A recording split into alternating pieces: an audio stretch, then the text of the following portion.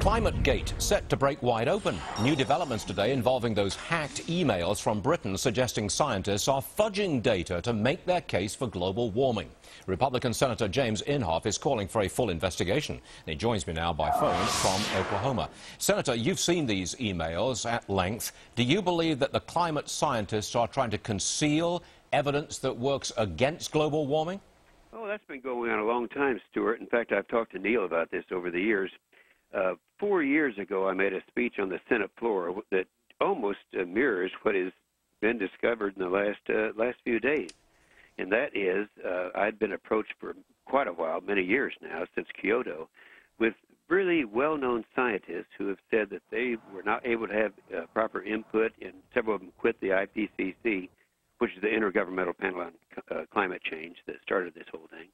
So I think they've been cooking science for a long time, Stuart. Well, Senator, I know you've seen the emails, but for the benefit of our viewers who haven't, I'm just going to read brief excerpts from 3 of them. Here's the first. Number 1 says, look, we can't account for the lack of warming at the moment, and it is a travesty that we can. Well, that's self-explanatory. That's really suggesting that the evidence isn't there. We don't know what's going on with this. Number 2, quote, I'm really sorry that you have to go through all this stuff, Phil. Next time I see Pat Michaels at a scientific meeting, I'll be tempted to beat the crap out of him. Very tempted. Now, a clear-cut threat. Number 3, a little bit more complex, but listen to this. I've just completed Mike's Nature trick of adding in the real temps to each series for the last 20 years, i.e. from 1981 onwards, and from 1961 for Keith, to hide the decline. That seems like deliberately changing the data to suit your way. Now, lots of people have seen these emails. Do you think it's going to have an impact on the cap-and-trade legislation going through the Senate? Oh, absolutely. By the way, that Mike, I assume, is Michael Mann, who was Yes. he had that original hoax, this hockey stick thing Yes. that's been... yes, I think it will. First of all, let me just say this. I think that the cap-and-trade legislation that passed the House, the Waxley-Markey bill, wasn't going to go anywhere. They tried their best to get enough votes to pass it. They couldn't do it. They're trying to do it before the big party at Copenhagen. But now that this has come out, and if you go back and look at the speech I made on the Senate floor 4 years ago, this really just documents what I was suspected at that time. I would say yes, this would stop. I think that cap and trade was stopped anyway. People are just not ready to pass the largest tax increase in the history of America on something that's not well-founded. Senator, I believe you have an announcement fresh for us at Fox News. Can you go ahead with it, sir? Oh, yeah. Today, announcing the investigation, I'm the ranking member of the Environment Public Works Committee. We have sent out letters today to a number of government agencies, to the IGs, as a part of the investigation into the disclosure of emails and so forth. Also, we've sent them to the scientists whose names have appeared on some of the documents that have been revealed the last few days. And many of these scientists are scientists I'm very familiar with. They're the insiders of the IPCC that I think all along have been trying to avoid the real science in this whole notion about global warming. Senator Inhofe, we appreciate you being with us today. Republican from Oklahoma. Thanks very much, sir. Appreciate Thank you, Stuart.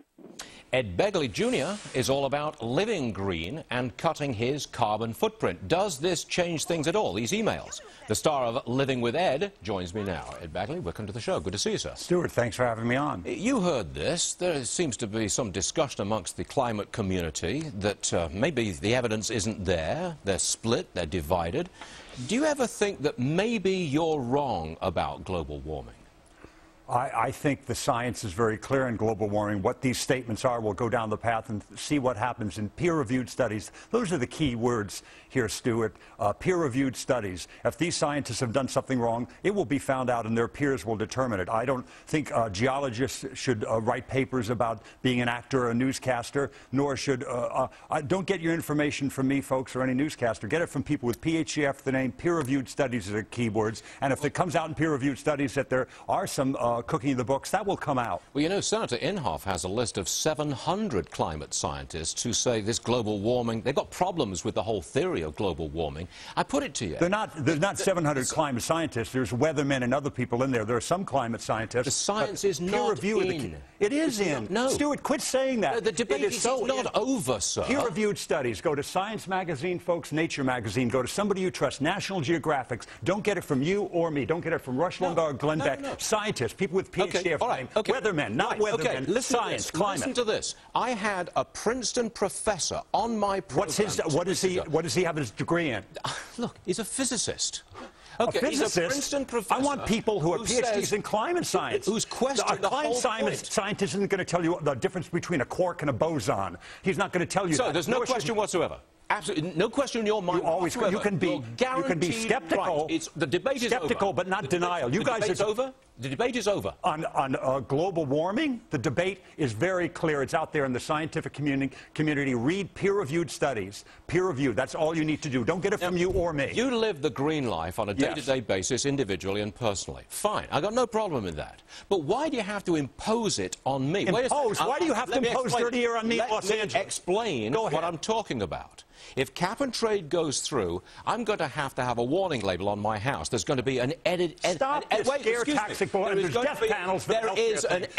audit going on my house. Yes, sir. You should have an energy audit in your home to make it more efficient. Thanks for admitting it. Okay. I just had an energy audit in my home, and I reduced my bills by half. Why don't you want an energy audit? I am not allowed to buy incandescent light bulbs. When are you not allowed to buy them? What year are you not allowed to buy them? A couple of years in the future. A couple of years. What year in the future? Well, does it matter? The government's telling me I may not have incandescent lights. It's telling us we can't have smoggy vehicles, too. The air in L.A. is half the smog. You've got to come right into my house. Half the smog. Ed Begley, I'm surprised at you. What kind of American believes that the government should come right into a private house? Nobody's going to come into your house. You can't have this kind of light bulb. Or why would you have? You ever seen an easy? What is an easy bake oven? The little kids' toy, an easy bake oven. Why do you want to push me around? A light bulb is a little mini toaster. Why do you want to push me around? Because you are convinced we're going to hell in a handbasket. You're spewing your nonsense here yet again. Nonsense? The air in L.A. is twice as clean as it was in 1970. Why? Because of good technology. That's got nothing to do with global warming. It has everything to do with good science. Nothing to do with global warming. It has everything to do with finance and cleaning up the air. You people said it wouldn't work. We have cleaner air in L.A. because of the catalytic converter. Nothing to do with global warming. I know it doesn't, but you said this before. You said it about seatbelts and airbags. So you couldn't possibly afford this. You spew these lies. That's not my argument. You spew these lies about how much it's going to cost.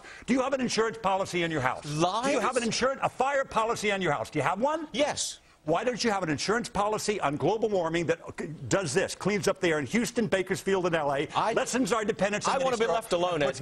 I don't want to be pushed around by the government. You're not allowed to destroy the commons, sir. You can be left alone, but you cannot destroy the commons. And you haven't proved destroying the commons is the air and the ocean. You can do whatever you want, but you cannot destroy the commons. It's very old law, sir. You know, I thought you were all low-key when you walked in the studio, but I thought you were, too. You're having your tea. You're proper Brit. I actually like you. Time's up. Ed Begley, thank you, Stuart.